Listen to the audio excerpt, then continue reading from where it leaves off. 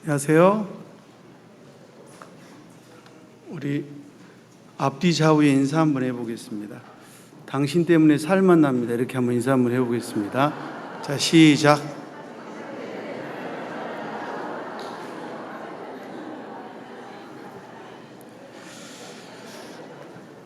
같이 기도하겠습니다. 우리를 사랑하시는 자비로우신 주님 감사합니다. 죄 가운데 빠져 지옥 갈 수밖에 없었던 저희 영혼들을 주님께서 구원해 주시고 또 주님의 은혜 가운데 살게 하신 것 감사합니다. 주의 날을 맞이해서 함께 모였습니다. 말씀으로 교훈해 주시고 주님의 뜻을 우리가 다 알고 또 깨닫고 돌아가기를 간절히 원합니다. 시종을 주님께 의지하면서 예수님 이름으로 기도합니다. 아멘. 사무엘하 6장을 찾겠습니다.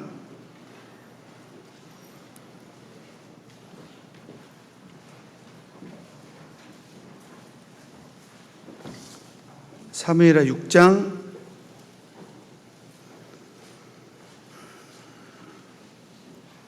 1절부터 다윗이 이스라엘에서 뺀 무리 3만을 다시 모으고 일어나서 그 함께 있는 모든 사람으로 더불어 바알레 유다로 가서 거기서 하나님의 궤를 메어오려 하니 그 궤는 그룹들 사이에 좌정하신 만군의 여호와의 이름으로 이름한 것이라. 저희가 하나님의 궤를 새 수레에 싣고 산에 있는 아비나답의 집에서 나오는데 아비나답의 아들 우사와 아요가 그 새 수레를 모니라. 저희가 산에 있는 아비나답의 집에서 하나님의 궤를 싣고 나올 때 아요는 궤 앞에서 행하고 다윗과 이스라엘 온 족속이 잣나무로 만든 여러 가지 악기와 수금과 비파와 소고와 양금과 제금으로 여호와 앞에서 주악하더라. 오늘 사무엘하 6장에 이 법궤가 예루살렘으로 들어오는 그런 이야기를 좀 해보려고 하는데요. 오늘 주제를 편리함을 추구하려고 법을 어길 수는 없다, 이렇게 좀 길게 잡아봤습니다. 다시 한번 말씀드려 보겠습니다. 편리함을 추구하려고 법을 어길 수는 없다라는 게 오늘 사무엘하 6장의 주제입니다. 다윗이 왕위에 오르고 조금 세월이 지나자 하나님의 법궤를 모셔와야 되겠다, 이런 생각을 하게 됩니다. 하나님의 법궤를 모셔오는 일은 매우 중대한 과업입니다. 법궤를 모셔온다는 것은 하나님 중심의 삶을 살아보겠다, 이런 이야기겠죠. 방송실 죄송한데 계속 하울링이 생겨서 어떻게 좀 해결을 좀 해주시면 좋겠습니다. 자, 사무엘하 6장에는요, 이 법궤가 아주 중요한 물건입니다. 법궤 때문에 구약에 많은 일들이 일어나게 되죠. 사무엘상 7장부터 시작해 보면요, 엘리의 두 아들 홈리와 비나스가 언약궤를 지키다가 언약궤를 블레셋에 빼앗기게 되고 그 블레셋에 빼앗긴 언약궤가 벳세메스라는 곳으로 소 2마리가 이 법궤를 옮겨오게 됩니다. 사무엘상 6장 이야기인데요. 그리고 그 법궤를 벳세메스 사람들이 쳐다봄으로써 많은 사람을 하나님이 죽입니다. 그래서 그 법궤를 예루살렘까지 와야 되는데 그 법궤를 기럇 예아림이라는 여기 산에 사는 아비나답의 집에 보관을 하게 됩니다. 이거 쉽게 이야기해 놓으면 산에다 처박아 놨다, 이런 뜻입니다. 하나님의 법궤를 사람이 죽자 산에 사는 아비나답의 집에 처박아 놨습니다. 사울이 왕 돼서 한 번도 이 법궤에 묻지 않았다라고 이야기합니다. 사울 왕 때는 거의 법궤를 방치 수준에 가깝게 법궤를 산에 사는 아비나답의 집에 보관하게 됩니다. 다윗이 왕위에 오르자 법궤를 모셔와야 됐다는 책임감, 그리고 법궤를 모셔오는 일을 굉장히 중요하게 생각합니다. 법궤를 모셔온다라는 것은 그리스도인의 삶 가운데 하나님을 모셔오는 것과 같은 게 법궤를 모셔오는 일입니다. 그러니까 예배의 중심이 된다는 이야기죠. 예배의 중심이 되는 법궤가 중심에 모셔와야 되는데, 사울왕 때는 법궤를 중심에 모셔오지 않자 백성들의 영적인 상태가 아주 해이해져 버렸습니다. 그때가 사울왕 때고요.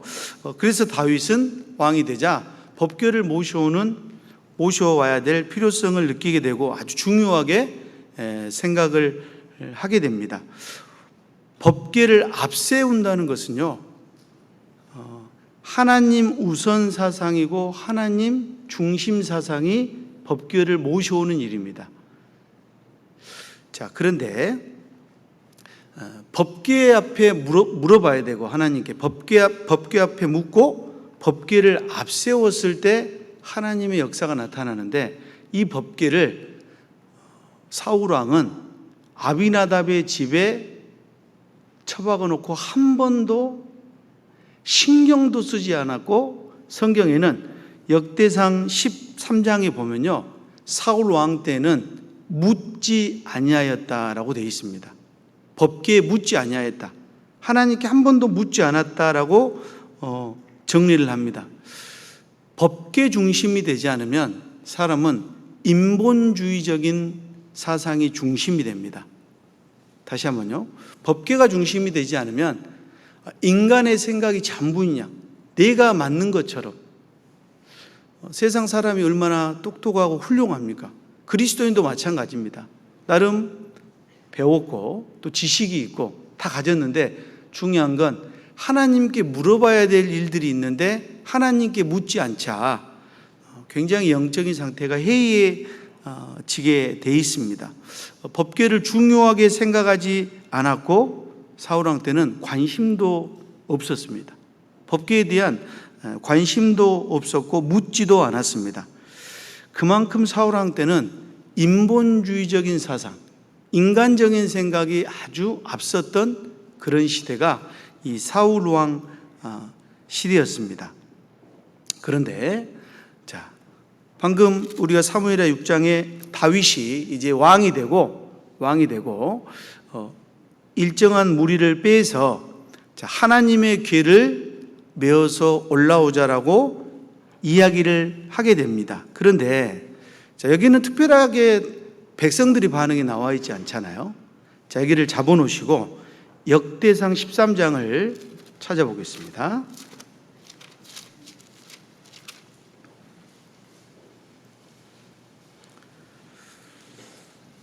역대상 13장 3절 4절 같이 읽어보겠습니다. 우리 하나님의 궤를 옮겨오자. 사울 때에는 우리가 궤 앞에서 묻지 아니하였느니라 하매 뭇 백성이 이 일을 선히 여김으로 온 회중이 그대로 행하겠다 한지라. 백성들의 마음이 법궤를 모셔온다고 하니까 사울왕 때는 묻지 않았고 다윗이 왕이 되니까 아주 선히 여겼다라고 되어 있고요, 온 회중이 그대로 행하겠다 한지라. 같이 한번 그 말씀을 다시 읽어보겠습니다. 온 회중이, 안 읽으신 분들이 있어서 다시 한번 읽어보겠습니다. 온 회중이 그대로 행하겠다 한지라. 대통령이 공약을 하면 100% 다 찬성하기는 쉽지 않습니다. 교회에서도 마찬가지로 목사님이 뭔가 공약을, 정책을 발표했을 때 모든 사람이 다 박수치기 쉽지 않습니다. 안 그렇습니까? 여기는 대답 안 하시는 거 보니까 목사님 이야기하면 뭐 일사천리로 다 되시는가 봅니다.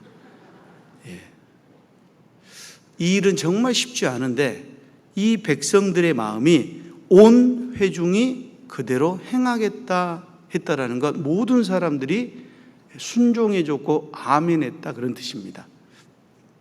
온 백성의 마음이 하나님께 향하게 됐고 하나님께 돌아오게 되는 기회가 된 거죠.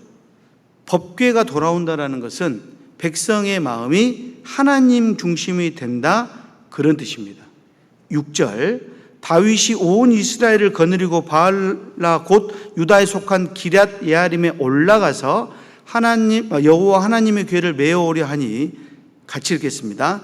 이는 여호와께서 두 그룹 사이에 계심으로 그 이름으로 일컫는 궤라. 하나님이 함께 하셨다라는 것. 물론 여러분, 우리가 인간적으로 생각해 보면 이게 무슨 그 궤, 상자곽인데 거기 하나님이 계시겠습니까? 그러나 그 법궤를 모셔온다라는 것은 결국 백성의 마음이 하나님 중심이고 하나님을 앞세운다, 이런 이야기를 하고 있는 게 이 법궤 이야기입니다. 자, 굉장히 다윗의 마음이 좋았고 백성들도 마음이 아주 좋았습니다. 그랬죠? 다시 본문으로 사무엘의 6장으로 가보겠습니다. 3절 사무엘의 6장 3절, 저희가 하나님의 궤를 새 수레에 싣고 산에 있는 아비나답의 집에서 나오는데 아비나답의 아들 우사와 아요가 그 새 수레를 모니라. 편리함 때문에 법을 어길 수는 없습니다. 다시 한번요. 편리함 때문에 법을 어길 수는 없다라는 것을 기억해야 돼요. 자, 이 운반은 말씀에 위배되는 운반입니다.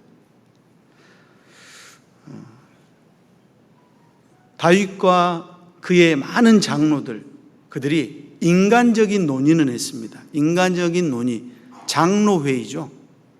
인간적인 논의는 했지만 그러나 하나님께 묻지는 않았습니다. 기도해 보지 않았습니다.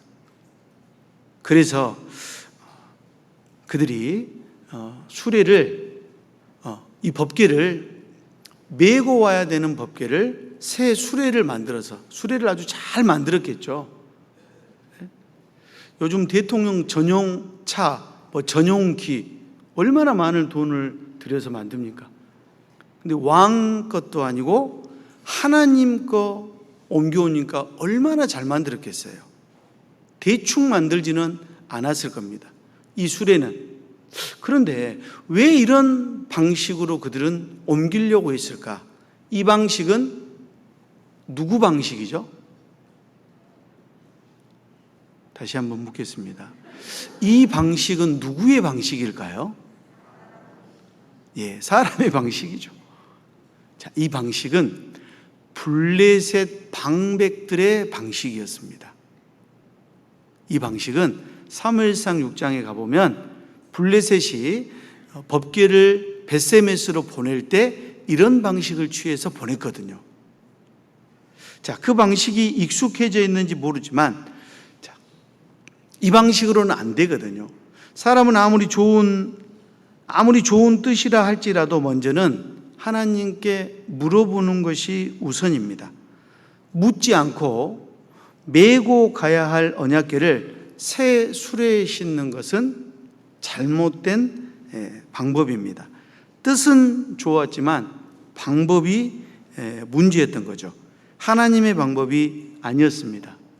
그리스도인은 뜻도 좋아야 하고 그리고 방법도 좋아야 됩니다. 다시 한번요. 뜻은 좋았는데 방법이 안 좋으면 구설수에 오릅니다. 많은 사람들이 그거에 대해서 이런 이야기 저런 이야기를 하게 돼요. 그리스도인은 뜻도 좋아야 되고 방법도 좋아야 됩니다. 그들은 뜻은 좋았지만 방법이 하나님의 방법이 아니었다라는 것을 기억해야 됩니다. 왜? 법궤의 운반, 하나님에 관한 거룩한 일에는 하나님의 뜻 그리고 하나님의 방법, 이것이 분명히 정해져 있었습니다. 한번 찾아보실까요? 출애굽기 25장입니다.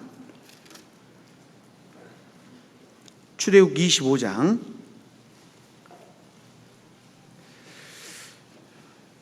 10절,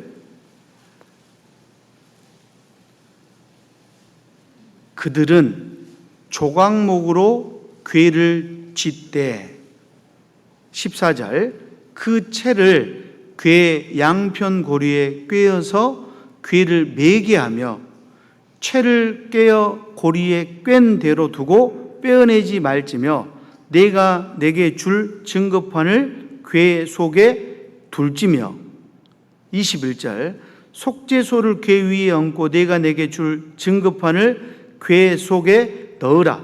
거기서 내가 너와 만나고 속죄소 위 곧 증거궤 위에 있는 두 그룹 사이에서 내가 이스라엘 자손을 위하여 내게 명할 모든 일을 내게 이르리라. 자, 법이 정해져 있죠. 증거궤, 언약궤의 법이 정해져 있습니다. 하나님의 말씀이 기준이 정해져 있기 때문에 운반도 말씀대로 해야 됩니다. 마음대로 자기 생각, 자기 방법, 인간적인 논의 이렇게 하는 게 아니고 하나님의 법대로 해야 됩니다. 그들은 자신들의 생각과 방법대로 새로 만든 새 수레에다가 이 언약궤를 싣게 됩니다. 편리함을 추구하기 위해서, 편리함을 추구하고자 하나님의 법, 말씀이 있는데 그 말씀을 어기는 것은 하나님 보시기에 합당치 않은 이야기죠. 자, 그런 이야기들은 아주 많이 성경에 많이 있어요. 이 출애굽기를 찾았으니까 출애굽기 8장에 한 곳만 출애굽기에서는 찾아보겠습니다. 8장 28절.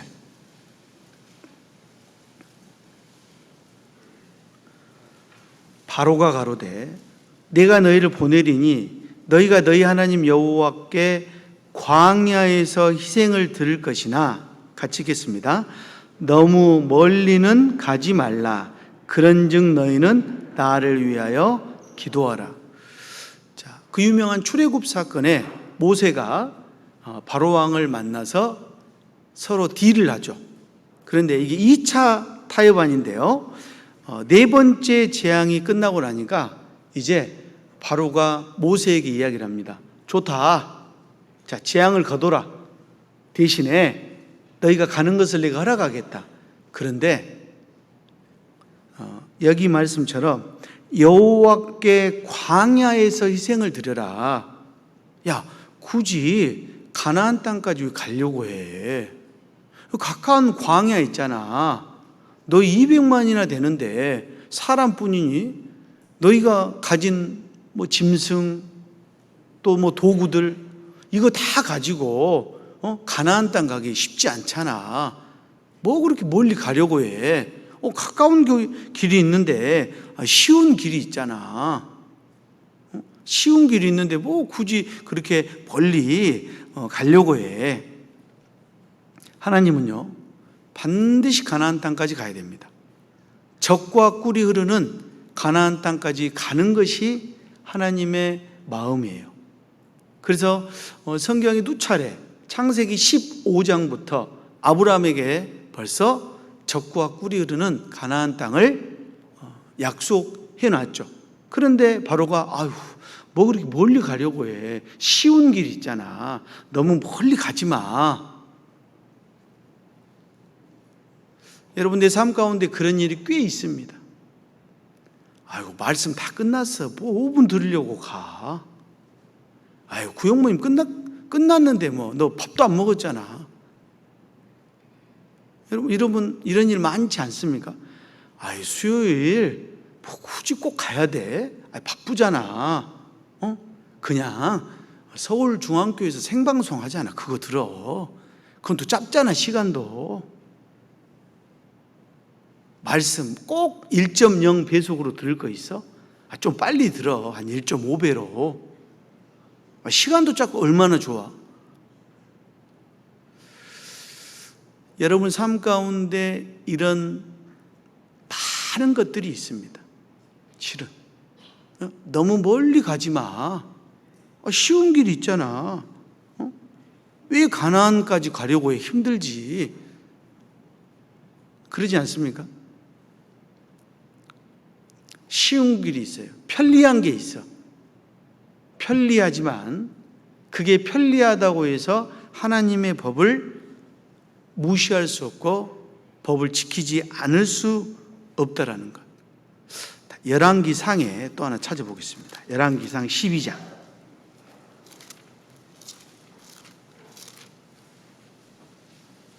열왕기상 12장 27절.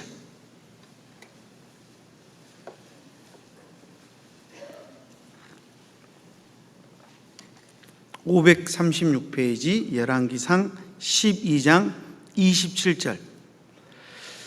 만일 이 백성이 예루살렘에 있는 여호와의 전에 제사를 드리고자 하여 올라가면 이 백성의 마음이 유다 왕 된 그 주 르호보암에게로 돌아가서 나를 죽이고 유다 왕 르호보암에게로 가리로다 하고 이에 계획하고 두 송아지를 만들고 무리에게 말하기를 너희가 다시는 예루살렘에 올라갈 것이 없도다 이스라엘아, 이는 너희를 애굽 땅에서 인도하여 올린 너희 신이라 하고 29절 같이 읽겠습니다. 하나는 베델에 두고 하나는 단에 둔지라. 자, 그 유명한 르호보암 후에 이제 여로보암이라는 왕이죠. 솔로몬이 죽고 남유다는 르호보암, 그리고 북이스라엘은 이 여로보암, 솔로몬의 오른팔 장수였습니다. 아주 부지런한 사람이죠. 그래서 왕까지 된 사람이에요. 근데 가만히 보니까 이스라엘은 3대 절기 때마다 예루살렘에 올라가는 하나님의 법이 있었습니다. 그러니까 자꾸 올라가. 근데 가만히 보니까 예루살렘에 가버리면 북이스라엘 민족이 예루살렘으로 내려가면 그 마음이 르호보암에게로, 남유다 왕인 르호보암에게로 마음이 갈 것 같으니까, 자, 거기 가지 말고 계획하고 두 금송아지를 두 군데, 베델과 단. 자, 단은 이스라엘 북쪽 끝입니다. 헐몬산 밑에 있는 요단, 단이 시작되는 요단. 자, 거기서부터 가장 밑에 베델. 그러면 예루살렘은 어디에 있느냐? 대한민국을 서울에서 이렇게 3등분을 제가 해보겠습니다. 그러면 자, 남쪽 끝에서부터 쭉 올라가면 전주까지를 1등분, 그리고 전주에서 대전, 천안까지 2등분. 잘 이해 안 되세요? 천안에서부터 서울까지 3등분. 그러면 예루살렘은 어디쯤 있느냐? 전주쯤에 있습니다. 이해가 쏙 되시죠? 그럼 서울 사람이 전주까지 와서 수양회를 해야 되고 제사를 드려야 돼요. 불편하겠어요? 불편 안 하겠어요? 자, 여러분 같으면 가겠어요? 안 가겠어요? 예, 가신다는 이야기겠죠? 대답 안 하신 거. 자, 이런 상황입니다. 이 여로보암이 북이스라엘 민족의 마음을 남유다 왕 르호보암에게 돌리지 않기 위해서 계획하고 두 송아지를 만들어서 베델 그리고 단 거기에다 두고, 야, 예루살렘까지 갈 것 없어. 쉬운 길이 있는데 왜 꼭 어렵게 하려고 해? 여러분 이거 생각해 보세요. 이제 7월 달에 수양회가 있는데 수양회 굳이 갈 것 있어? 바쁘고 7월 중간에는 또 중순에는 휴가도 못 쓰잖아. 그냥 뭐 유튜브로 보지 뭐. 하루 갔다 오면 되지 뭐. 꼭 3박 4일을 꼭 있어야 돼. 힘들게 살아. 많은 사람의 마음 가운데 그런 편리함을 추구하고자 하는 마음이 있습니다. 그런데 법이 있잖아요. 하나님의 법이 있습니다. 반드시 예루살렘까지 가야 돼요. 그들은 이 여로보암 왕이 하나님의 법을 계획적으로, 아주 고의적으로, 의도적으로 하나님의 법을 파괴하면서 인간적인, 아주 인본주의적인 생각으로 두 금송아지를 만들어서 야, 예루살렘까지 갈 것 없어. 뭐 그렇게 어렵게 살아. 가까운 곳에 제사 드리면 되잖아. 그랬던 겁니다. 세상 문구에도요, 선전 문구에도 생각대로 T 이런 거 있죠. SK텔레콤에서 생각대로 T, 네 생각되는 대로 어디까지 생각하는가 봐서 거기까지 만들어 보겠다. 생각대로 T. 그런데 그리스도인은 생각대로 T 하면 안 되겠죠. 어떻게 해야 돼요? 말씀대로. 그러죠? 말씀대로. 법대로. 규례대로. 그것이 필요합니다. 그들이 그렇게 하지 못했다라는 것. 무슨 일이든지 목적이 좋으면 반드시 방법이 좋아야 되는데 그들은 인간적인 논의로 법궤를 예루살렘으로 모셔오자 다 좋았는데 하나님께 묻지 않고 법을 따져보지 않으니까 수레에 싣게 되고 수레에 싣는 것은 편리할지는 모르지만 하나님의 법이 아니었다라는 사실을 우리가 기억해야 됩니다.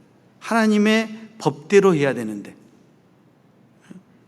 디모데 후서 2장 5절에도 경계하는 자가 법대로 경계하지 아니하면 경계하는 자가 법대로 경계해야 됩니다.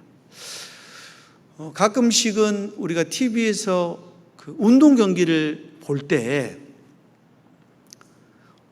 운동 선수마저도 그 법을 모르는 경우들이 꽤 있습니다. 그런 거 잘 못 보셨습니까? 야구 선수가요, 야구하는데 세상에 야구를 몇십 년 동안 했는데 그 법을 모르고 잘못해서 둘 다 죽는 경우들이 있어요. 실은 법대로 해야 되는데 법에 위반한 거죠. 병원에 가서 가만히 앉아 있으면 의사 선생님하고 면담 됩니까? 안 됩니까? 어떻게 해야 돼요? 젊은 분들은 잘 모르시네요. 어떻게 해야 되죠? 병원에 접수부터 해야 됩니다. 법이 그래요. 접수를 해야지 가만히 앉아 있다고 의사하고 면담이 안 됩니다. 은행에 갔는데요, 번호표를 뽑지 않으면 업무 처리 안 됩니다. 분명히 나름의 룰이 있고 법이 있죠. 물론 여러분 제가 쉬운 설명 예를 들었지만 얼마나 많은 법이 정해져 있습니까? 뭐 내 땅에 마음대로 집 하나 지었어요. 내 돈 들여서. 그런데 어느 날 구청에서 나왔어요. 그러면서 그래요. 이거 누가 집 지으라고 했냐고.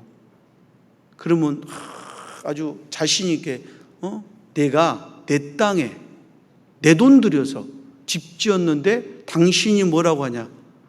여러분 이러면 돼요? 안 돼요? 고개를 끄덕이지 않는 사람은 그래도 될 것 같은데 이런 생각을 가지고 있는 사람입니다. 아주 잘못된 생각이죠. 그러죠? 여러분 법은 이 땅에 집을 지을 수 있을지 내 땅일지라도 정확하게 법이 정해져 있습니다. 이 땅은 내 마음대로 집 지을 수 있는 땅이 아니고 때로는 뭐 집을 지을 수 없는 땅일 수도 있어요. 그리고 뭐 건폐율, 예를 들어서 용적률 이런 것들이 정해져 있습니다. 법이 정해져 있어요. 그 내가 정한 게 아니거든요. 국가에서 정했지. 그래도 그 법대로 그대로 따라야 돼요.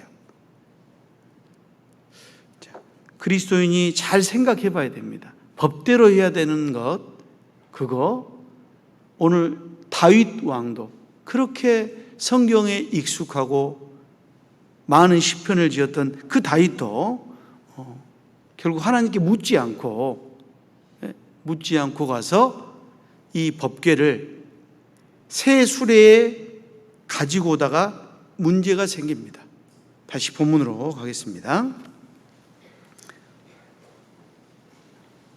3절. 저희가 하나님의 궤를 새 수레에 싣고 산에 있는 아비나답의 집에서 나오는데 아비나답의 아들 우사와 아요가 그 새 수레를 모시니라. 자, 아비나답의 집에 가서 그 수레를 싣고 그 아비나답의 두 아들 우사와 아요, 이 두 사람이 새 수레를 이제 몰게 됩니다. 그래서 저희가 산에 있는 아비나답의 집에서 하나님 궤를 싣고 이제 나오기 시작했죠. 나오는데 궤 앞에서, 아요는 궤 앞에서 행하고 다윗과 이스라엘 온 족속이 잣나무로 만든 여러 가지 악기와 수금과 비파와 소고와 양금과 제금으로 여호와 앞에서 주악하더라. 자, 이제 처음에 법궤는 굉장히 무섭고 두려운 존재였습니다. 왜냐하면 벳세메스에 왔을 때 그거 쳐다보다가 엄청나게 많은 사람을 하나님이 죽여버렸어요. 그래서 얼마나 두려웠겠어요. 그래서 산에 있는 아비나답의 집에다가 집어넣어버렸습니다. 그런데 자, 처음에는 무섭고 두려운 존재였는데 시간이 점점 지나가니까 마음이 무뎌지게 되고 편해지고 그 법궤가 상자곽에 불과하게 됐습니다. 우리는 그런 실수를 왕왕 하잖아요. 처음에는 굉장히 소중하게 생각하고 두렵게 생각하는데 시간이 지나면 식상해져 버립니다. 무뎌져 버려요, 마음이. 매일매일 반복적으로 보다 보니까 저건 하나님의 무슨 궤가 아니라 이제는 상자곽이 돼버렸습니다. 그래서 하나님의 거룩한 일에는 항상 주의가 필요하고 기도가 필요합니다. 다시 한번요. 하나님의 거룩한 일에는 항상 주의가 필요해요. 그래서 교회 일할 때는 가장 먼저 기도부터 해요. 기도부터 합니다. 모든 일이 기도부터 해요. 하다못해 형제자매님들이 어디 공주 수양강 가는 일에 제일 먼저 뭐부터 합니까? 차 기름부터 넣습니까? 운전사 피로회복제부터 먹이나요? 기도부터 합니다. 하나님의 거룩한 일에는 분명 가장 먼저 기도가 요구되고 항상 주의가 요구되죠. 그런데 시간이 지나면 이게 무뎌지는 일이 있어요. 신앙생활 하다 보면요, 점점 시간이 지나서 무뎌지는 경우들이 꽤 있습니다. 그거 계속 쳐다보니까요, 이제 무뎌졌어. 옛날에 세상에 저거 쳐다봤다고, 열어봤다고 많은 사람이 죽었어? 시간이 40년, 50년 지나니까요, 그냥 저것은 상자곽에 불과했습니다. 그래서 오늘 또 다른 문제가 또 생깁니다. 사람이 무뎌지니까. 그리스도인에게도 마찬가지입니다. 첫사랑이 여러분 무너지는 이유들이 그런 거죠. 시간이 점점 지나다 보니까 큰 구원이 점점 무뎌져요. 교회 오면 다 구원받은 사람이에요. 그러죠? 나만 특별하게 구원받았습니까? 처음에 구원받을 때는 내가 구원받으면 너무 정말 은혜스럽고, 야, 내가 천국에 갈 수 있구나, 그런 마음이 드는데 이제 보니까 이 사람도 구원받았다고 하고 저 사람도 구원받았다고 하고, 봉성교회만 있는지 알았는데 광주교회 가니까 더 많네. 그리고 수양에 가봤더니 한 10,000명쯤 와 있네. 이런 것을 7번 한다고 하네. 여러분, 점점 구원받은 사람이 많아지면요, 내 마음에서도 구원이 점점 무뎌집니다. 그래서 우리는 성경 강연회라는 게 있죠.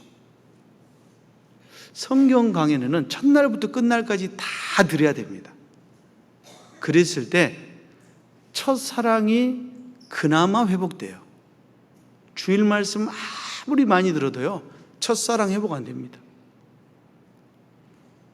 전도 집회를 많이 들어야, 그리고 처음부터 끝까지 다 들어야, 하나도 빠짐없이 다 들어야 첫사랑이 점점 회복하게 되죠. 처음 구원받을 때는요, 말씀도 사모하기도 하고 전도도 해봐요. 근데 이제 처음에 너무 많은 사람에게 그냥 경우 없이 열정으로만 전하다 보면 나중에 문제가 되더라고요, 꼭. 근데 하여튼 첫사랑은 실은 그렇습니다. 이스라엘 민족도 마찬가지예요.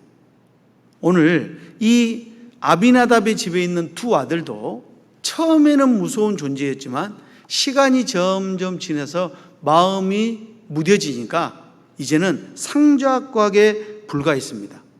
자, 근데 이스라엘 민족이 또 문제가 하나 있어요.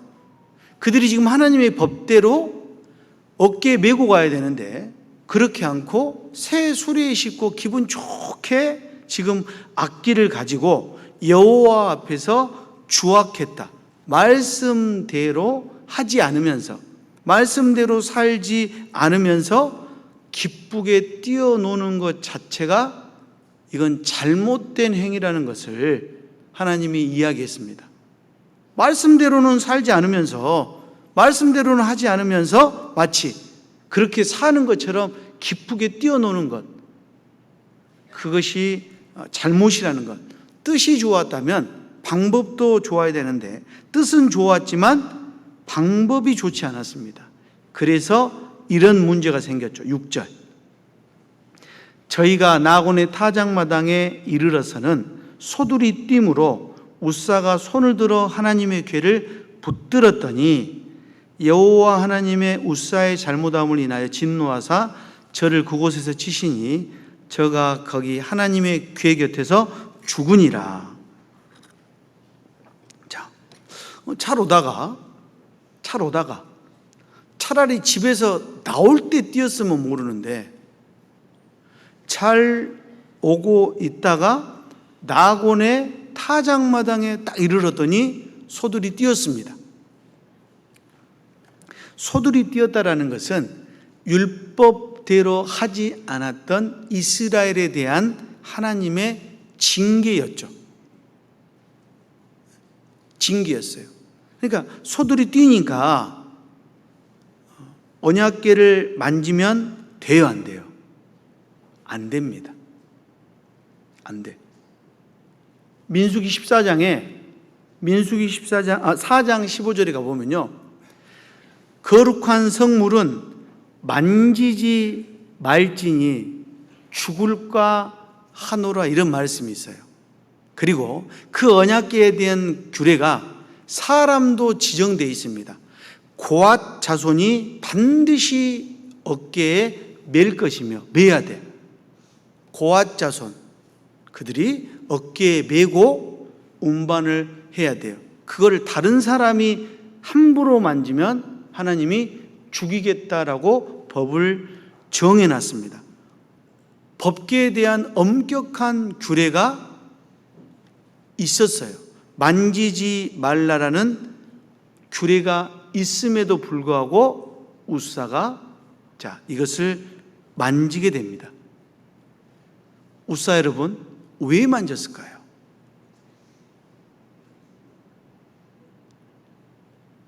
이거 만지면 죽는다는 법이 있는데 왜 나곤의 타작마당에서 수레가 뛰니까 왜 만져버렸을까요? 그는 익숙해져 있었습니다. 익숙해져 있었어요. 사람은 익숙해지면요, 조심성이 떨어집니다. 담임 목사가 처음 발령 나서 오면요, 굉장히 깍듯해요, 애들이. 얼마나 깍듯한지 모릅니다. 그런데 6개월만 지나면요, 이제 같이 그냥 딱 앉아서요, 편하게 이야기해버려요. 혁띠 풀어놓고 이야기합니다. 밥 먹을 때도 그래요. 밥 먹을 때도. 예전에는 목사님 숟가락 들기 전에 안 들었거든요. 근데 어느 날 자기 바쁘다고 먼저 먹고 가. 시간이 점점 지나가면 무뎌지고 익숙해지는 것들이 여러분 있어요. 물론 오늘은 하나님을 가볍게 여긴 지에 대한 하나님의 심판, 그 결과가 웃사의 죽음입니다. 경홀히 여긴다라는 것 여러분 큰 문제잖아요. 경홀히 여긴다라는 것, 쉽게 여긴다라는 것은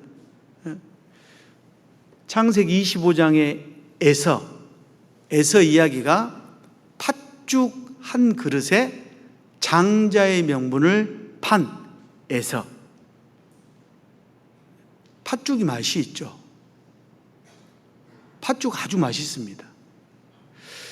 자, 야곱이 팥죽을 써놓고 기다릴 때 어디에서 기다렸을 것 같아요? 집 안에서 기다렸다. 아니면 들어오는, 형이 항상 들어오는 입구, 거기서 기다렸다. 또 해볼까요? 그날은 날씨가 엄청 추워서 사냥이 안 될 날이다. 아니, 그날은 사냥 엄청 잘 될 날이다. 어떤 날일 것 같아요? 물론 성경에는 안 나와 있습니다. 제 생각에는 그날 엄청 춥고 배고픈 날이에요. 사냥도 한 마리도 안 됐어. 너무 힘이 들었어. 그런데 들어오는데 그 야곱이 들어오는 길목에 식탁에 써놓고 기다린 게 아니라 길목에서 탁 써서 그 냄새가 벌써 들어올 때부터 났어요.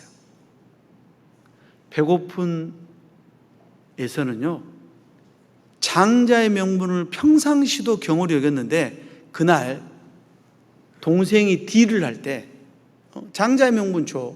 아마 그전에는 그렇게 이야기해도 안 줬을 것 같아요. 근데 그날 배고프니까 경홀히 여기니까 쉽게 줘버렸습니다. 히브리서 2장에 이같이 큰 구원을 등한히 여기면 어찌 피하리요. 이같이 큰 구원인데 평상시는 여러분 그 구원을 쉽게 이야기하지 않습니다. 그런데 내 상황이 춥고 배고프고 힘들고 어려운 날 경홀히 여깁니다. 자기 집에서는 밥 먹을 때 기도 잘해요. 그런데 그날 직장에 서울에서 회사 회장님 내려왔어요. 그런데 그날 같이 밥 먹어야 돼. 근데 술까지 있어. 이런 날 기도하기 어렵습니다. 그렇죠? 한 번도 경험 안 해보셨습니까? 어려운 상황이 있어요. 그날 사람은요, 정말로 쉽게 하나님의 복을 어길 수 있습니다. 그래서 성경은 이같이 큰 구원이라고 이야기했고, 오늘 이 웃사가 평상시 어떻게 생각하는지 모르지만 오늘은 항상 쉽게 생각하다 보니까 그게 뛰어서 잡게 됩니다. 8절, 여호와께서 웃사를 충돌하심으로 다윗이 분하여 그곳을 베레스 웃사라 칭하니 그곳 이름이 오늘까지 이르니라. 자, 오늘 웃사를 하나님이 충돌해서 죽입니다. 그러니까 다윗이 분하였다라고 되어 있고 거기를 베레스 웃사 이렇게 이야기합니다. 자, 다윗은 하나님의 뜻을 이해하지 못하고 화부터 냈어요. 호사다마라고 하죠. 호사다마. 좋은 일에 꼭 막아 낀다는 이야기죠. 꼭 뭔 일이 있어. 여기 말씀이 그런 겁니다.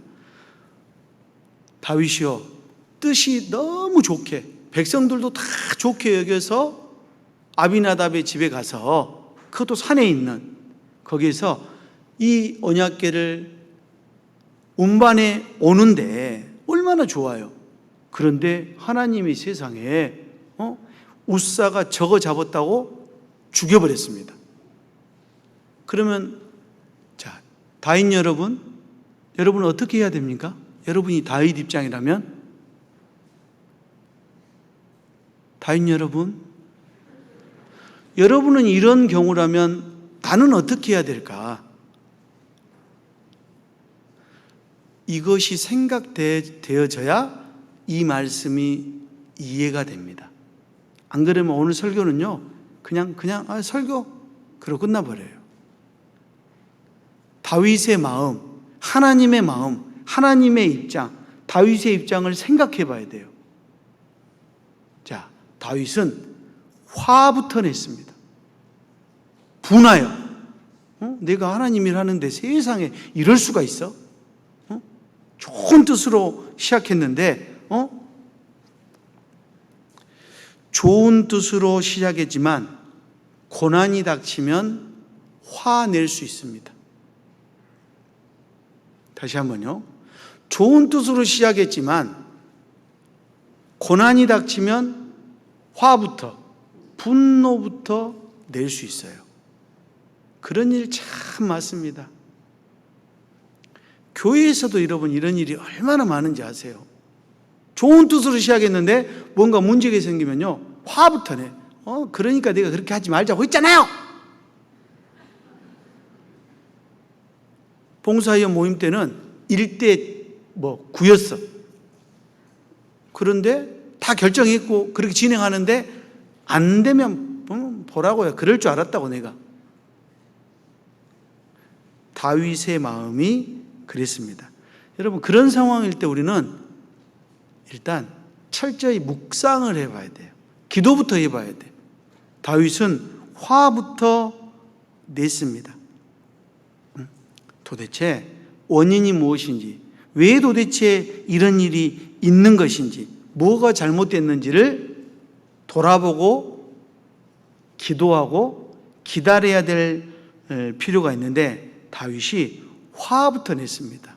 그리고 이름마저도 베레스 우사, 우사를 치다, 우사를 죽인 곳, 이런 말입니다. 그렇게 자기가 이름을 짓고 9절 같이 읽겠습니다.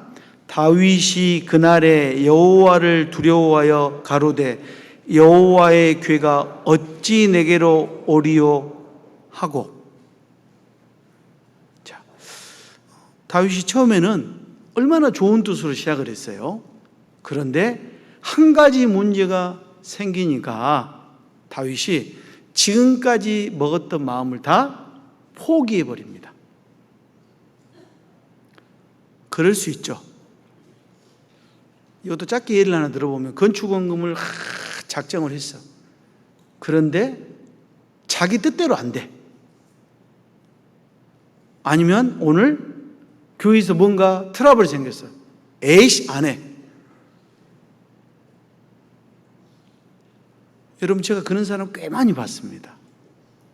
꽤 많이 봤어요. 자기 수 틀리면 안 하는 사람. 자기 수 틀리면 안 해. 에이, 내 맘 상하면 안 해버려요. 봉사 처음부터 하려고 딱 들어갔는데 어떤 형제님이 자꾸 왜 그렇게 찬양 그거 못해요? 그날부로 벗어버립니다. 교회 학교 실컷 봉사로 기분 좋게 갔는데 교사들끼리 아니 애들이 한마디 했어. 왜 선생님 그렇게 못해요? 그것 때문에 안 해. 여러분, 중도에 포기해버린 사람, 오늘 다윗이 그런 사람입니다. 실컷 좋은 마음으로 시작했는데 문제가 한 가지 딱 생기니까 그걸 생각해 보지 않고 기도해 보지 않고 기다려 보지 않고 그냥 포기해 버렸어요. 그리고 그 궤를 여호와의 궤가 어찌 내게로 오리요 하고 10절 여호와의 궤를 옮겨 다윗성 자기에게로 메어 가기를 즐겨하지 아니하고, 같이 읽어봅시다. 치우쳐 가드 사람 오벳 에돔의 집으로 메어간지라. 다윗이 잘 오다가 문제 한번 딱 생기니까 더 이상은 안 되겠다고 하고 하나님의 궤를 오벳 에돔의 집에 석 달을 보관하게 됩니다. 석 달 동안 오벳 에돔의 집에 보내요. 자, 다윈 여러분, 오늘 괴 예루살렘으로 가지러 돌아갔다가 자, 어떻게 왔어요? 자, 쉽게 말하면 어떻게 왔어요? 화내고 빈손으로 돌아왔어요. 그죠? 다윗이 오늘 열받아서 그냥 오벳 에돔의 집에 괴를 처박아 놓고 자기는 빈손으로 예루살렘에 돌아왔습니다. 자, 3개월간 다윗의 마음은 편치 않았을 것 같아요. 다윗은 3개월 동안 마음이 편치 않았습니다. 사람이 이성적으로 되려면 감정이 추스려져야 돼요. 그죠? 사람은요, 이성적이 되려면 감정적일 때는 이성을 잃어버립니다. 그래서 막 싸울 때는요, 이성을 잃어버려. 감정만 막 올라와. 그러니까 이성적이 되려면 감정이 추스려지고 감정이 누그러져야지 이성이 돼요. 여러분, 다윗이 그랬습니다. 다윗은 3달 동안 처음에는 아주 화나서 베레스 우사 오벳 에돔의 집에 하나님의 괴를 처박아 놓고 돌아버렸어요. 처음에는 아주 감정적으로 대응을 했는데 3달이 지나면서 다윗이 감정이 누그러지고 점점 이성적으로 바뀌게 됩니다. 소가 뛴 이유, 도대체 왜 소가 거기에서 뛰었을까? 나곤의 타작마당에 도대체 무슨 문제가 있길래 거기에 소가 뛰었지? 그리고 우사, 그는 약 40-50년간을 그 괴를 보고 살았는데 왜 그거를 잡다가 하나님은 죽였을까? 이성적으로 묵상을 쭉 해봤습니다. 그래서 답을 찾은 거죠. 시편 39편 9절입니다.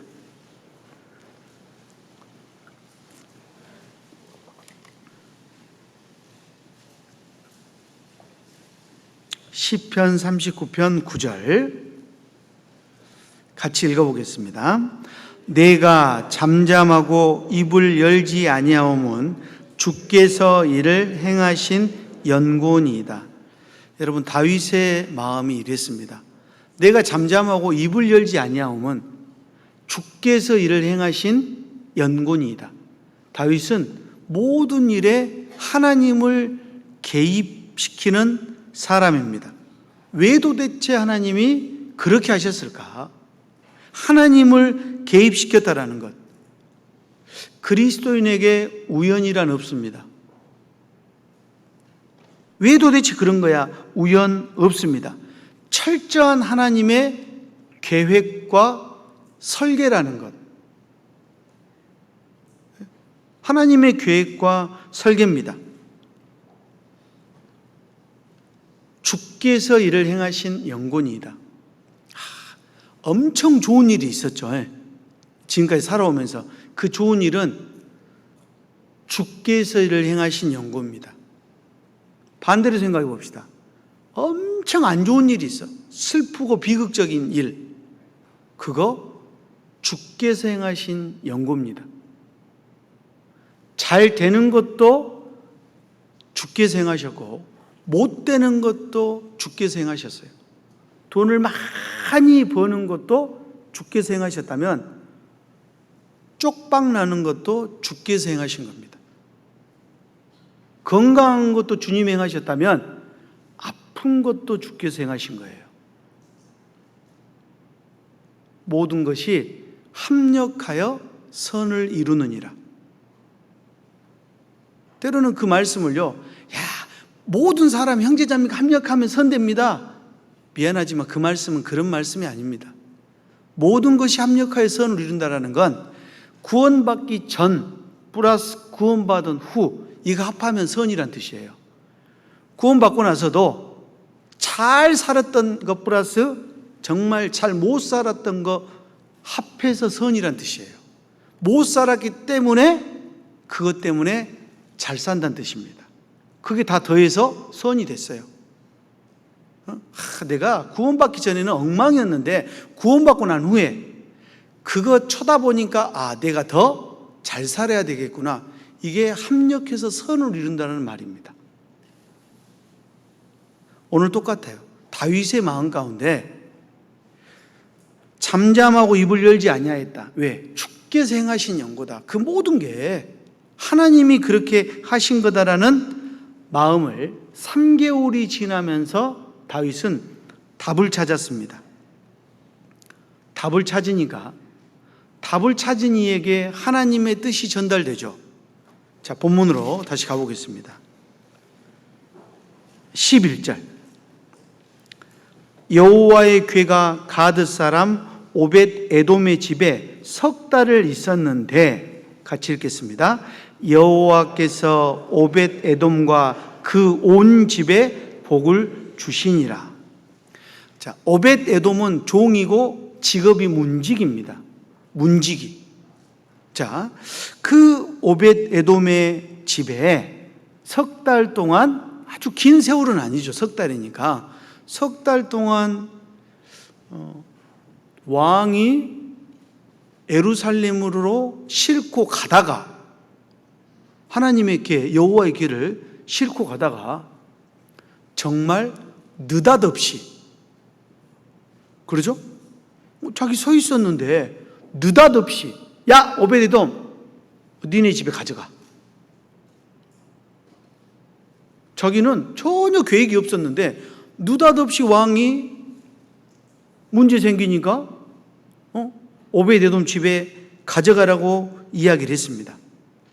물론 이제 3개월이 지나는 시점에서 보면 다윗은 답을 찾았습니다.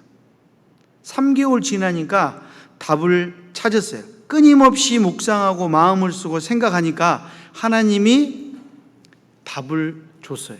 그런데 자, 오벳에돔 입장에서는 왕도 싫어하는 법궤 모셔오는 일을 오벳에돔이 정말 할 수 없이 언약궤를 자기 집에 모셨을까요? 정말 즐거운 마음으로 모셨을까요? 다시 한번 해봅시다. 오벳에돔 여러분, 정신을 차리시고, 자, 오늘 내가 느닷없이 왕이 모시고 가다가 웃사가 나곤의 타작마에서 뛰니까 잡다가 죽었어. 그 궤를 왕이 안 가져가고, 야 오벳에돔, 니네 집 가져가. 3달 동안. 이 오벳에돔 마음에서 여러분 쉽지 않은 선택입니다. 왜? 이 궤는 웃사를 죽게 한 궤 아닙니까? 그런데 여기 말씀 보니까 10절에 다윗은 자기에게로 메어가기를 즐겨 아니하였고 치우쳐버렸다. 치우쳐서, 여러분 치우쳤다라는 말은 방향을 돌려버렸다는 뜻입니다. 가끔씩 그렇게 사이 좋았던 부부가 방향을 돌려버릴 때 있죠. 없으세요?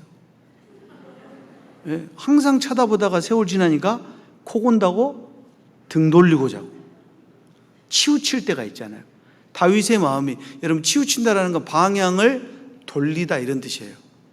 하나님께 향한 마음을 돌려버렸습니다. 그러면 반대로 오벳에돔은 반대로 다윗 때문에 그 방향이 자기에게로 와버렸잖아요. 그런데 자, 오벳에돔 입장에서는 그냥 두려운 존재로 놔둘 수 있고 반대로 잘 모실 수도 있습니다. 이 오벳에돔이 11절에 여호와께서 오벳에돔과 그 온 집에 복을 주시니라. 3개월간 복을 다 받았답니다. 오벳에돔 한 사람 때문에 가족들, 많은 사람들이 복을 받았다라는 겁니다. 자, 일단 이것부터 생각해 봅시다. 오베데돔 입장에서는 느닷없는 기회잖아요. 안 그래요? 이건 예정돼 있고 의도적인 기회가 아니에요. 느닷없는 기회예요. 전혀 생각하지 않고 의도적이지 않았는데 그날 다윗이 열받아서 오벳에돔에게 기회가 주어졌습니다. 그리스도인도 살아가면서 그런 기회가 느닷없이 찾아오는 경우들이 있잖아요. 살아보면서 여러분 그런 기회들이 많지 않습니까?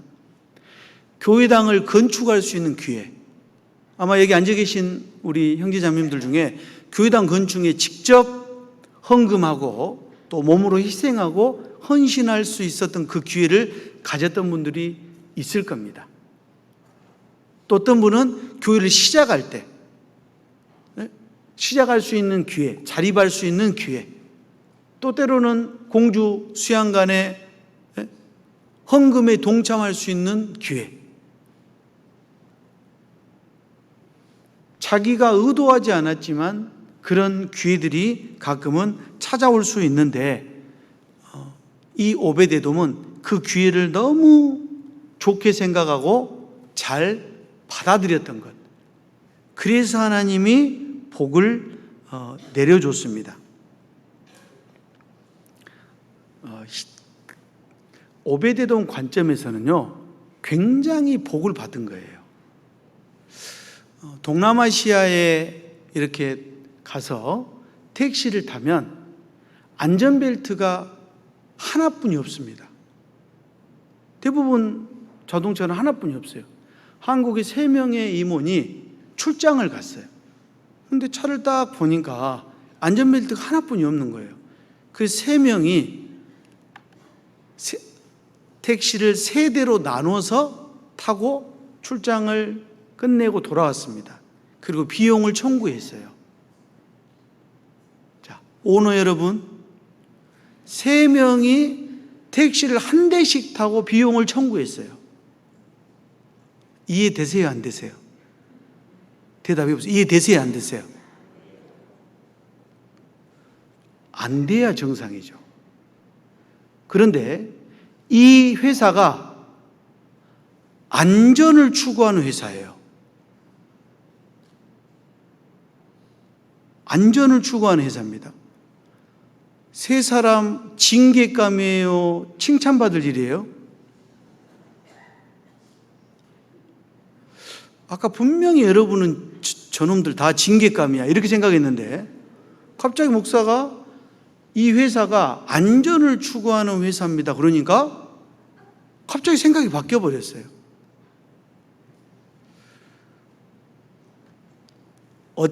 목적이 추구하는 바가 어떠냐에 따라서 한 행동은요 전혀 다르게 나타나 버려요. 지금처럼요. 다윗은 두려움의 대상이었고 그것을 예루살렘으로 가져가지 않았지만 오벳에돔은 반대로 하나님께 헌신할 수 있는 이런 기회가 나에게 왔구나. 여러분 목적이 달라졌습니다. 추구하는 바가 달라졌어요. 300데나리온이나 되는 향유옥합을 예수님에게 부었을 때 제자들은 2자 이야기했어요. 뭐라고 했죠? 허비라고 했습니다. 허비. 쓸데없는 소비라고 했어요. 예수님은 칭찬했습니다. 허비와 칭찬. 관점의 차이입니다. 오베데돔과 다윗은 관점이 달랐어요. 다윗은 화를 내고 오베데돔은 자기에게 기회가 찾아오니까 성심성의껏 이 기회를 보관한 겁니다. 그랬더니 기가 막힌 말씀이 있어요. 여기 11절에 보니까 여호와께서 오베데돔과 그 온 집에 복을 주시니라. 복을 줬다고 되어 있죠. 복을 준 걸 어떻게 알았을까요? 복이 그 집에 뚝뚝뚝 떨어졌을까요?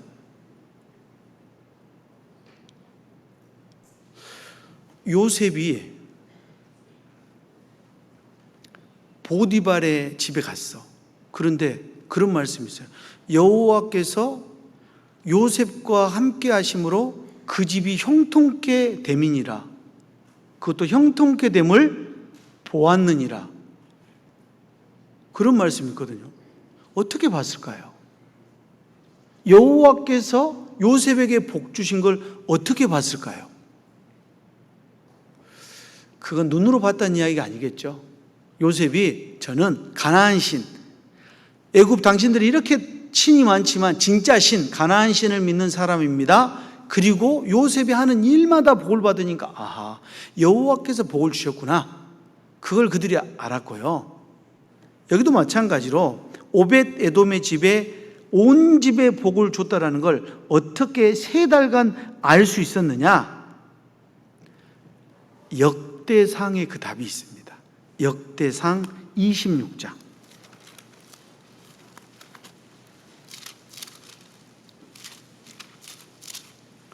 역대상 26장 4절 648페이지. 오벳에돔의 아들들 맏아들 스마야의 둘째 여호사밧과 셋째 요아와 넷째 사갈과 다섯째 느다넬과 여섯째 암미엘과 일곱째 이사갈과 여덟째 부올레떼니 이는 하나님이 오벳에돔에게 복을 주셨음이며 그 두 아들 스마야도 두 아들을 낳았으니 저희의 족속을 다스린 자여 큰 용사라. 8절 이는 다 오벳에돔의 자손이라. 같이 읽겠습니다.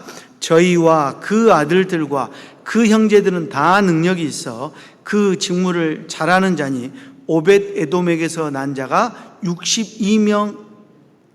자, 이 말을 기준으로 보면 3개월간 그 집에 승진이란 승진은 다 했다, 그런 뜻입니다. 3개월간 임신을 막 하고 태어난 애들이 갑자기 승진을 막 하고 복을 막 받아버린 거예요. 3개월간. 물론 그들이 평상시에도 능력이 있었고 큰 용사고 족속도 잘 다스리는 그런 관리자였습니다. 그런데 그 오벳에돔이 복을 받을 때 자기 가족들이 굉장히 많은 복을 3개월 동안 다 받아버린 겁니다. 자, 3개월 동안 복을 받으니까 이제 그것을 보고 있던 사람이 다윗 왕을 찾아옵니다. 본문으로 가볼까요? 사무엘하 6장 12절. 자, 12절. 혹이 다윗 왕에게 고하여 가로되 여호와께서 하나님의 괴를 인하여 오벳에돔의 집과 그 모든 소유에 복을 주셨다 한지라. 다윗이 가서 하나님의 괴를 기쁨으로 메고 오벳에돔의 집에서 다윗성으로 올라갈세.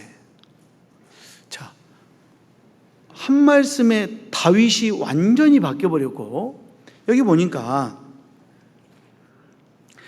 오벳에돔의 집에 3개월이 있었는데 3개월쯤 지나니까 어떤 이제 신하가 왔겠죠. 왕이셔, 오벳에돔의 집에 어마어마한 복을 받았습니다.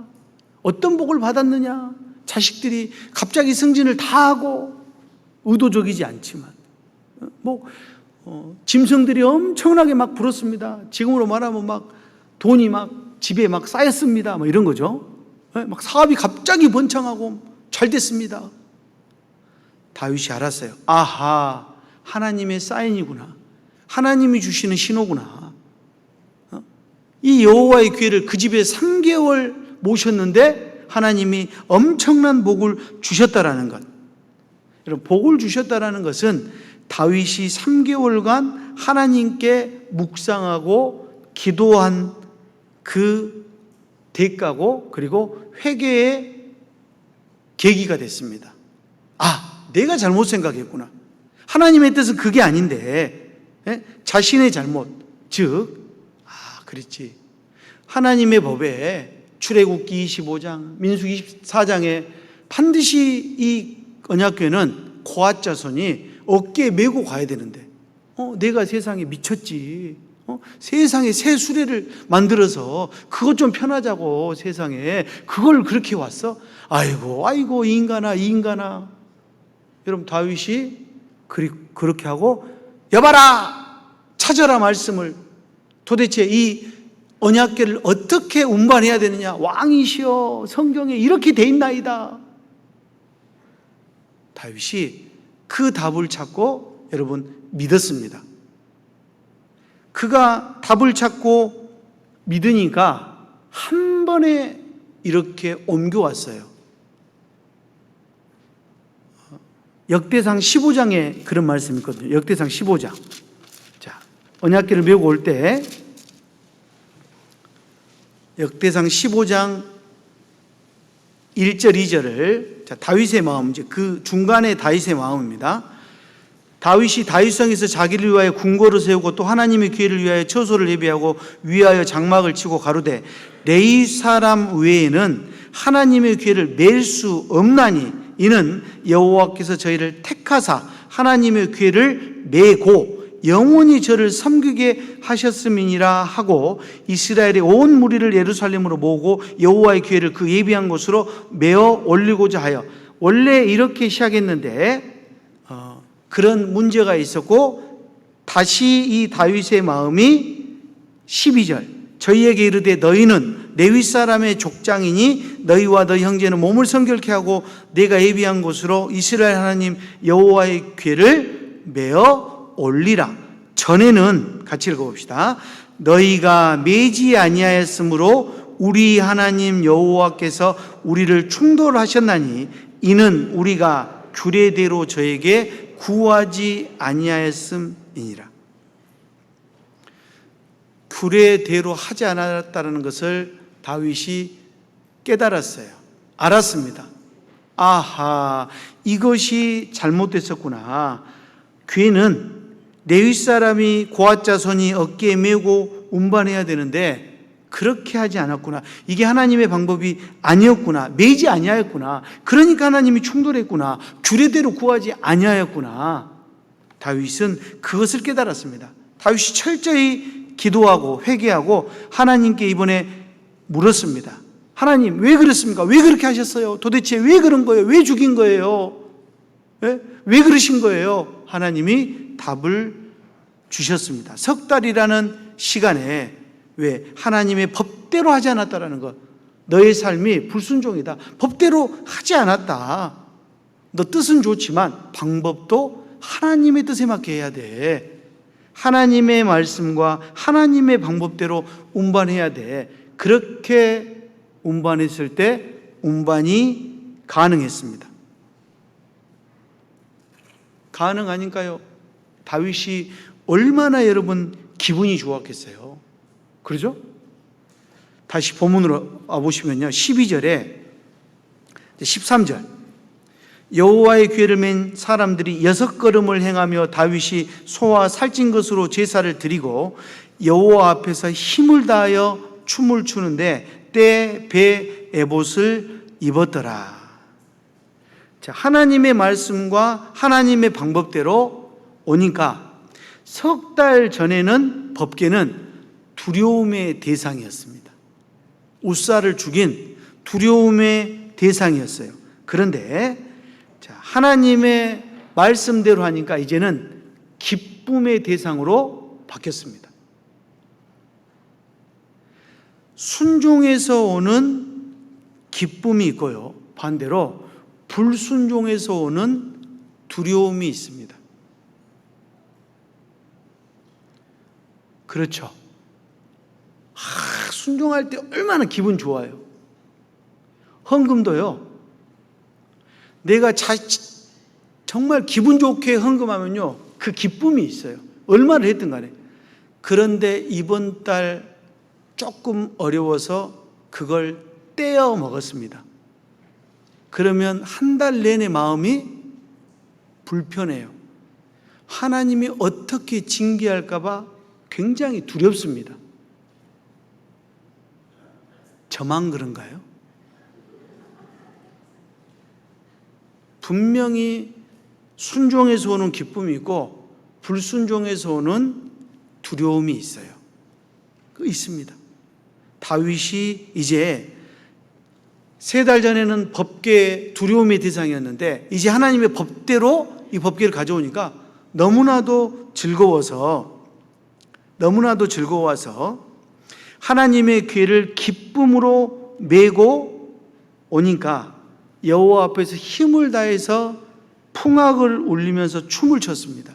심지어 베에봇 왕복을 벗어던졌어요.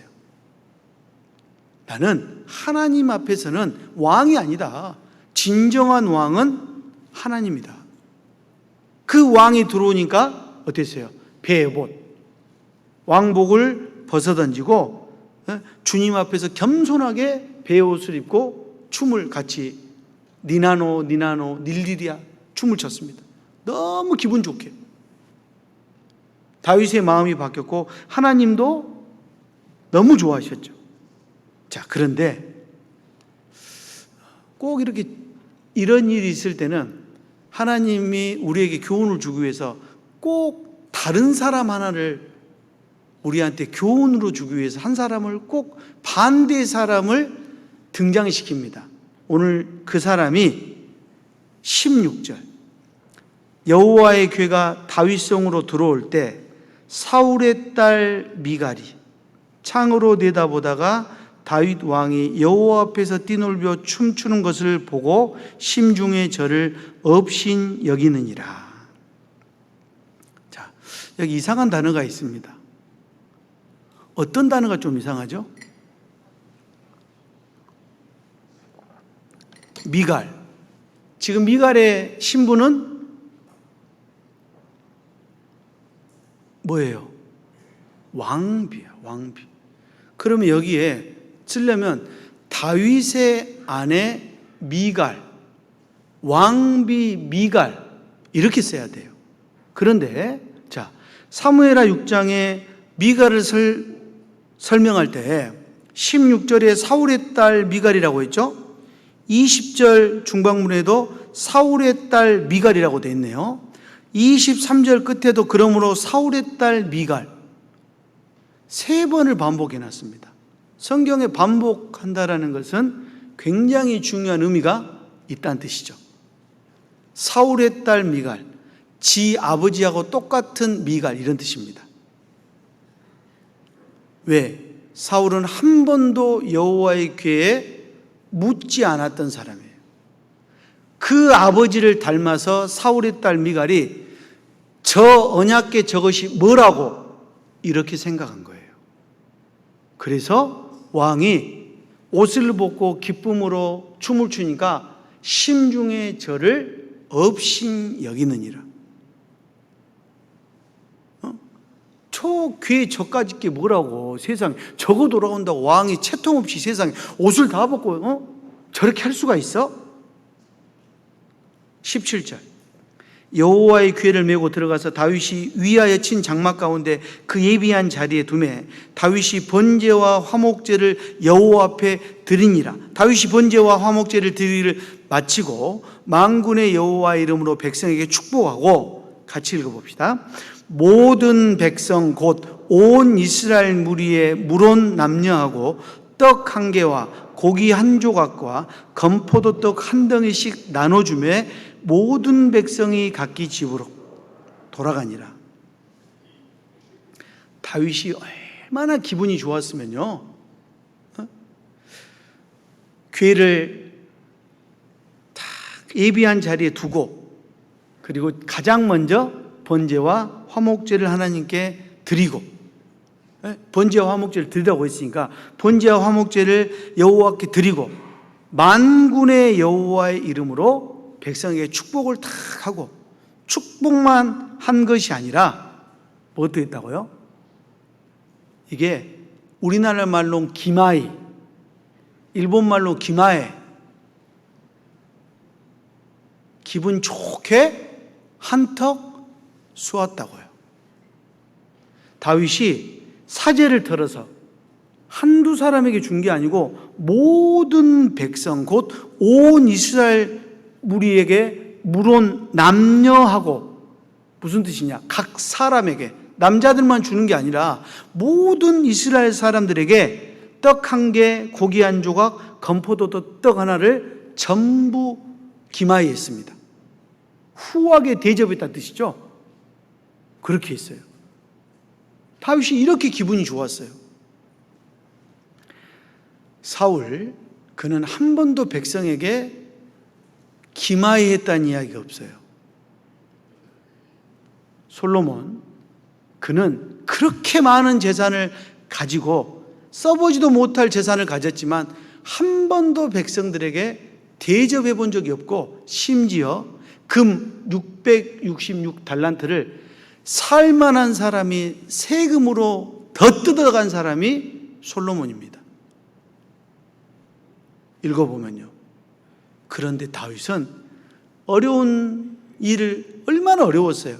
사울에 쫓겨다닐 때 얼마나 힘들었어요. 광야 생활할 때, 쫓겨다닐 때 음식 한번 제대로 못 먹었잖아요.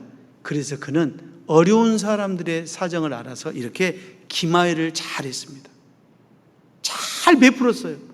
그러니까 많은 이스라엘 민족이 다윗을 훌륭한 왕으로 박수를 쳤습니다. 자, 이렇게 기분 좋게 이제 백성에게 베풀고 마지막 어디예요? 이제 집에 가야죠. 다윗이 훌륭한 건요, 여러분들은 좋은 일 생기면 가족부터 파티하잖아요. 안 그래요?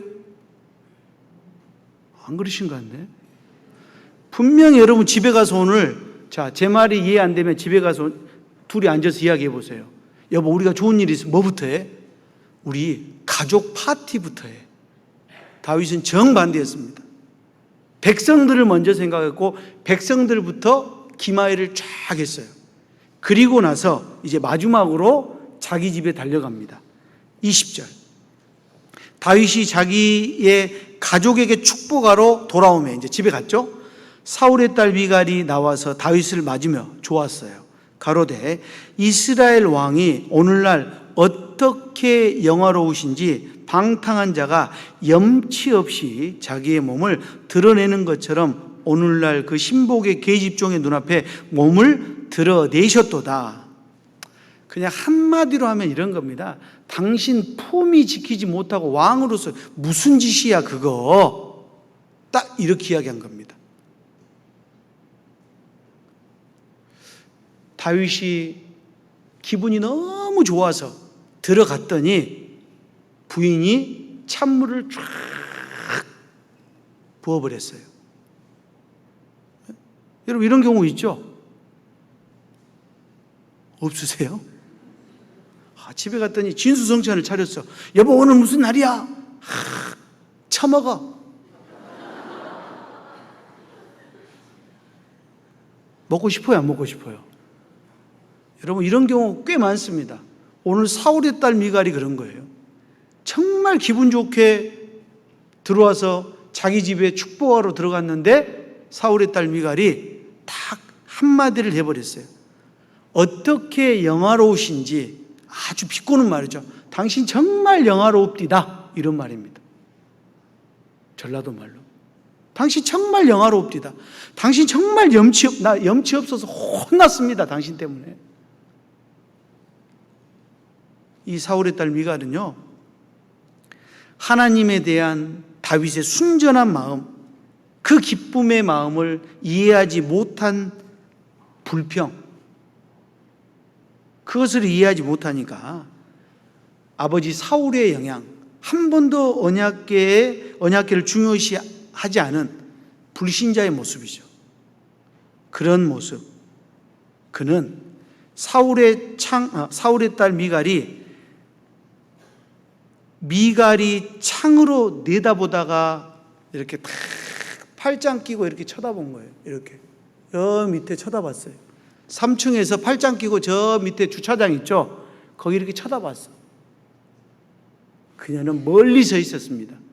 함께 하지 않았어요. 다윗은 우는 자들과 함께 울고 즐거워하는 자들로 함께 즐거워했던 그 다윗의 마음, 함께 했던 다윗과 정반대의 여자가 미갈입니다. 그녀는 멀리 서 있었어요. 그녀는 홀로 있었습니다. 혼자 있었습니다. 아주 자기 중심적인 사람이에요.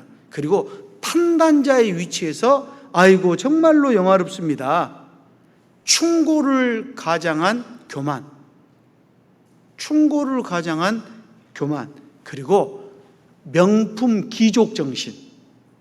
아버지도 왕, 남편도 왕, 최고의 조건을 가졌던 그녀는 그 교만이 결국 하나님이 23절에 그러므로 사울의 딸 미갈이 죽는 날까지 자식이 없으니라. 사울의 딸 미갈에게 하나님이 내리신 징계가 죽을 때까지 자식을 주지 않는, 물론 가장 수치였죠. 자식 없는 게 수치입니다. 가장 수치가 없어요. 수치스러운 일이 자식을 안 주는 일인데, 바로 이 미갈은 자기 아버지 닮았어. 그래서 사울의 딸 미갈, 사울의 딸 미갈, 사울의 딸 미갈이라고 3번을 반복해 놨습니다. 우리 아버지 입장에서도요, 5월달 얼마나 가정의 달이잖아요. 이런 것 가지고 분명히 교훈이 돼야 됩니다. 아, 내가 사울의 딸 미갈은 되지 않아야 되겠다. 내가 내 자녀에게 이렇게 되진 않아야 되겠다. 명절에 그리스도인들이 모였는데 저라면 그래 가서 공부 잘해라, 사업 잘해라. 이건 그리스도인으로서는 여러분 좀 합당치 않잖아요. 덕담을 한마디 하더라도 그래 신앙생활 정말 열심히 해라. 주님에서 열심히 희생 봉사하고 살아라. 하나님이 좋은 걸 주실 것이다. 여러분 이런 덕담을 해야지. 공부 잘해라, 돈 많이 벌어라. 이런 덕담은 그리스도인으로서 어울리지 않잖아요. 사울의 딸 미갈, 나는 사울인지 다윗인지 한번 생각해 보십시오. 결국 이 다윗의 마음을 이해하지 못하고 사울의 딸 미갈은 판단하고 끝납니다. 그런데 오늘 마지막 말씀 21절부터 22절 같이 읽어보겠습니다. 다윗이 미갈에게 이르되 이는 여호와 앞에서 한 것이니라. 저가 내 아비와 그 온 집을 버리시고 나를 택하사 나로 여호와의 백성 이스라엘의 주권자를 삼으셨으니 내가 여호와 앞에서 뛰놀리라. 내가 이보다 더 낮아져서 스스로 천하게 보일지라도 네가 말한 바 계집종에게는 내가 높임을 받으리라 한지라. 다윗의 마음을 보십시오. 여호와 앞에서, 여호와 앞에서. 우리가 신전 의식이라고 하죠. 유시간 말로는 코람데오. 여호와 앞에서 내가 살아간다, 그런 뜻입니다. 다윗은 이 마음이 확실했어요. 여호와 앞에서 살아간다는 거예요. 내가 여호와 앞에서는 왕이 아니다. 나는 여호와 앞에서 천한 목동이고 나는 천한 사람이다. 그래, 니네 아버지가 왕이고 네가 왕비라, 너는 뭐 명품 귀족 정신이겠지. 하지만 하나님이 그 사울을 버렸고 나를 택했고 네가 명품 귀족 정신을 가지고 있지만 아니다. 하나님 앞에는 겸손해야 된다. 다윗이 미갈에게 한 이야기입니다. 하나님이 나를 택했고 정말 보잘것없는 형제간 8명의 막내 아내가, 막내 아들이잖아. 2세의 막내 아들 다윗, 나를 택했다. 너희는 정말 명품 집이고 귀족 집이고 그러지만 너희를 버리고 결국 나를 택한 건 여호와 마음이고 여호와 앞에서 나는 그렇기 때문에 뛰놀 수 있다. 다윗의 마음이었습니다. 또 미갈은요, 기름 부음 받은 자를 함부로 대했다라는 그런 잘못을 저지릅니다. 다윗은 어땠습니까? 여호와께 기름 받았다는 이 하나만으로 사울왕을 몇 번 죽일 수 있었지만 죽이지 않았습니다. 심지어 옷자락만 베간 것도 마음에 찔렸어요. 그래서 하나님께 회개 기도를 했습니다. 교회 안에서 직분을 가진 형제자매들에게 그들에 대해서 함부로 이야기하고 함부로 대하기도 하고, 이런 것은 여러분 합당치 않은 거죠. 오늘 이 사무엘하 6장이 그런 장입니다. 돌아가셔서 사무엘하 6장을 다시 한번 정말 하나님의 마음으로, 또 다윗의 마음으로, 또 미갈의 마음으로 한번 쭉 고민해 보시고 읽어 보시면 훨씬 더 많은 교훈이 있다라는 것을 오늘 가서 좀 한번 읽고 꼭 주무시면 좋겠습니다. 기도하겠습니다.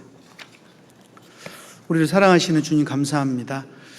오늘 편리함을 추구하려고 법을 어길 수 없다라는 말씀으로 사무엘하 6장을 배웠습니다. 모든 식구들 마음 가운데 말씀이 삶이 되고 또 자신을 돌아보고 또 주님 뜻에 맞게 살아가는 우리 식구들이 되기를 간절히 원합니다. 내일부터 전도 집회 말씀을 전하시는 목사님 입술을 주장하시고 또 그 가정을 지켜주셔서 아무 문제 없이 말씀을 전할 수 있도록 도와주시고 우리 식구들 다 참석하고 또 전도하는 영혼들 끝까지 말씀 듣고 함께 교제할 수 있고 그런 전도 집회가 되기를 간절히 원합니다. 오늘 오후의 모든 일정도 주님께 의지하면서 예수님 이름으로 기도합니다. 아멘.